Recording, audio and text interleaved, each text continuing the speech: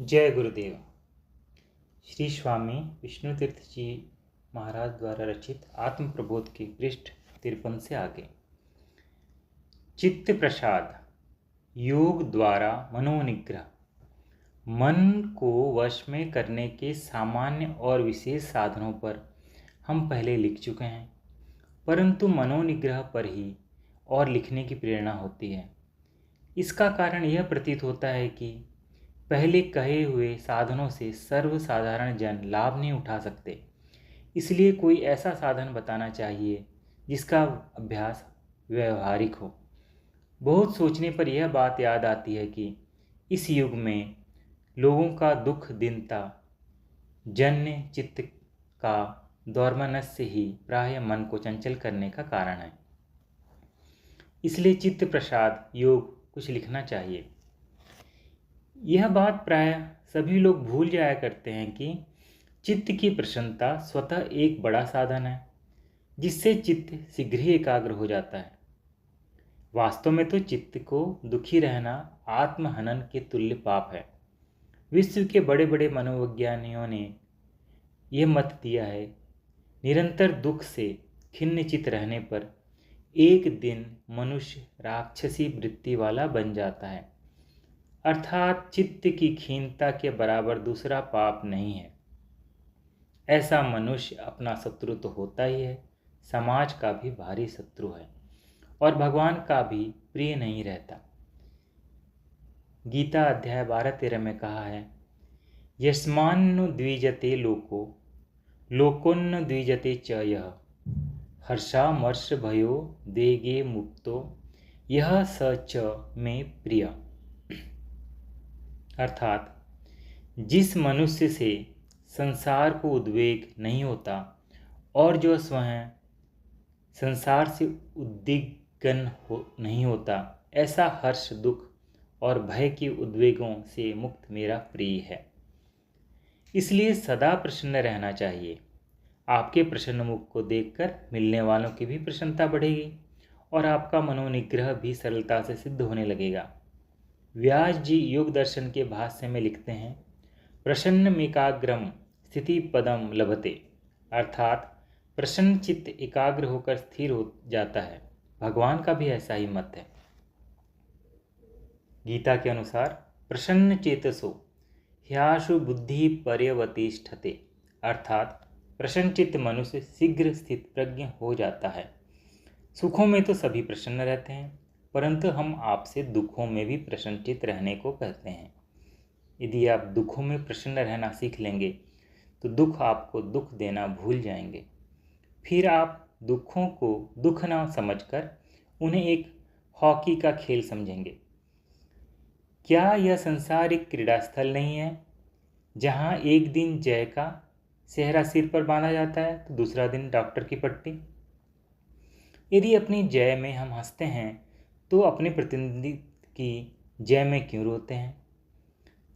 जो लोग हंसते हंसते दुखों का आवाहन करते हैं, वे क्या किसी से डरते हैं? दुख सुख में सम रहने वाला मनुष्य ही योग युक्त कहलाता है। योग युक्त होने के लिए चित्त प्रसाद प्रथम साधन है। चित्त को विक्षेप में डालने वाले कारणों को जानबूझकर स्थान देने वाले भी बहुधा दूसरों पर दोषारोपण करते देखे जाते हैं। व्यर्थ की चिंता, भविष्य का भय और अपनी मनगढ़ंत कल्पनाएं चित्त को व्यग्र किया करती है। बहुत से ऐसे विचार होते हैं जिनको सोचने की कोई आवश्यकता न होते हुए भी उनसे केवल बेचैनी मोल लेने की आदत सी पड़ जाती है। कुछ काम नहीं रहता तो बैठे ठाले उनको ही घोटना अच्छा लगता है। पुरानी घटनाओं को याद करके क्रोधावश में आ जाना, चिड़चिड़ा स्वभाव बनवाकर घर वालों को तंग करना, अपने आप को और पड़ोसियों को कोसने का स्वभाव वृद्ध स्त्री पुरुषों में प्रायः देखा जाता है। कहावत है कि बूढ़े लोग गड़े मुर्दे को खड़ा करते हैं और अपने साथ साथ ही अपने बहू बेटियों के जीवन को भी दुखमय बनाया करते हैं। बेचारी बहू की आपत्ति कभी नहीं टलती, क्योंकि बाप ने विवाह में जीवनार अच्छी नहीं दी थी या दहेज पूरा न देकर लड़के का पूरा मूल्य नहीं चुकाया था। अथवा ऐसी ही कोई अन्य स्वार्थ भरी व्यर्थ की बात जो आज से 20 वर्ष पूर्व ही दफना दी जानी चाहिए थी, जीवन भर भूत बनकर सताया करती है। ऐसे दूषित संस्कार जो चित्त को अशांत रखा करते हैं, मनुष्य के महान शत्रु होते हैं। मनुष्य किसी दुर्घटना से इतना दुखी नहीं होता जितना उसकी स्मृति से बहुधा होता रहता है। ऐसे व्यर्थ के विचारों से बचने के लिए चित्त को किसी उत्साहवर्धक सत्कार्य में लगना चाहिए और ऐसे संगों से बचते रहना चाहिए जो इस प्रकार की याद दिलाने में सहायक होते हैं। सदा प्रसन्नचित्त रहने का अभ्यास डालना चाहिए। भविष्य का भार परमात्मा के ऊपर डालकर शांति से रात्रि व्यतीत करनी और सुख की निद्रा सोनी चाहिए। मनोविज्ञान के विद्वानों का कहना है कि मनुष्य की स्मृति परिमित होती है, वह अनंत बातें याद नहीं रख सकती। यदि कुछ नवीन बातें याद होती हैं तो कुछ पुरानी बातें भुला दी जाती हैं।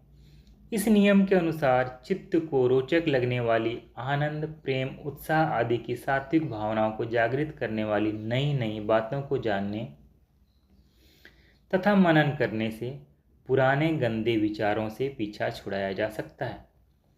बहुत से लोगों को वृद्धावस्था में भी उपन्यास पढ़ने की रुचि होती है, परंतु यदि 18 पुराणों, महाभारत, रामायण ऐसे बृहद उपन्यासों अथवा योगा वशिष्ठ या अन्य दार्शनिक ग्रंथों का स्वाध्याय करते रहने से अनेक दुष्ट संकल्प विकल्पों से मुक्ति मिल सकती है और वे चित्त में विक्षेप डालने वाले उपन्यासों से क्यों नहीं बचते। मन को संकल्प विकल्प रहित रखकर एकाग्र भाव से आत्मचिंतन करना तो ऊंची बात है, पर सत्संग, भगवत कीर्तन, भजन में आनंदोत्सव मनाने के लिए सहज सुलभ पहली सीढ़ी है। तैत्तिरीयोपनिषद में प्रियता को आनंदमय कोष का सिर, मोद को दक्षिण पक्ष, प्रमोद को उत्तर पक्ष, आनंद को आत्मा और ब्रह्म को प्रतिष्ठा कहा गया है। यदि ब्रह्म की प्राप्ति करना चाहते हो तो आनंदमय कोष को पुष्ट करना चाहिए। इस पुष्टि के लिए आमोद प्रमोद दोनों हाथों का कार्य करते हैं। प्रियता को सिर कहा गया है। इसका अभिप्राय यह है कि यदि मदिरा प्रिय लगती है तो पहले सिर ही विकृत होता है। विषय सुख ही प्रिय लगते हैं तो उनकी प्रतिक्रिया सिर पर ही होती है और सिर विकारी होने पर आत्मा भी विक्षिप्त सा हो जाता है। यदि सच्चे आनंद स्वरूप आत्मा का विकास करना चाहते हो तो सात्विक आमोद प्रमोद देने वाले प्रिय विषयों में चित्त लगाकर खुशी मनाने का दृढ़ अभ्यास डालना चाहिए। हमारे ऋषि मुनियों ने 360 दिनों में आने वाले अनेकों त्योहारों, जयंतियों और खाने पीने का सुअवसर देने वाले आनंदपूर्वक उत्सवों का तांता सा बांधा हुआ है। जीवन को सदा आमोद प्रमोद में रखकर दुखों की विस्मृति कराने के लिए ही इनकी आवश्यकता समझी गई है। हमारे यहाँ रोने पीटने या सिर फोड़ने के त्यौहार नहीं मनाए जाते, वरन पुत्र की भी मृत्यु को 13वें दिन हलवा पूरी खाने खिलाने का उपदेश दिया गया है। अर्थात पुत्र जैसे प्रिय स्नेहियों के वियोग के शोक को भी 10 दिन से अधिक घर में रखना पाप समझा गया है। यह है भारत की संस्कृति। परंतु दुर्भाग्यवश आज 360 दिनों में प्रायः रोज ही अनेकों परिवारों में स्यापाशाही पिटता देखा जाता है। जिस घर में सास बहू का कलह, बाप बेटे का वैमनस्य, भाई भाई का द्रोह, देवरानी जेठानी का वाग्युद्ध न हो वह धन्य है। ऐसे ही घरों में आनंद ब्रह्म विराजते हैं। योग दर्शन में चित्त प्रसाद योग के 4 उपाय कहे हैं। मैत्री करुणा मुदीतो पेक्षाणम सुख दुख पुण्या पुण्य विषयाणाम भावनात चित्त प्रसादनम। अर्थात सब प्राणियों को सुख संभोग प्राप्त देखकर उनसे मैत्री की भावना, दुखियों को देखकर करुणा, पुण्यात्मा को देखकर प्रसन्नता और पापियों को देखकर उपेक्षा करने से चित्त में प्रसन्नता बढ़ती है। इसके विपरीत सुख संपन्न को देखकर ईर्ष्या करना, दुखी को देखकर प्रसन्न होना, पुण्यात्माओं से घृणा करना और पापियों पर क्रोध करना, उनसे डरकर चापलूसी करना चित्त पर उल्टा प्रभाव डालते हैं। पृष्ठ क्रमांक 57 की समाप्ति। जय गुरुदेव।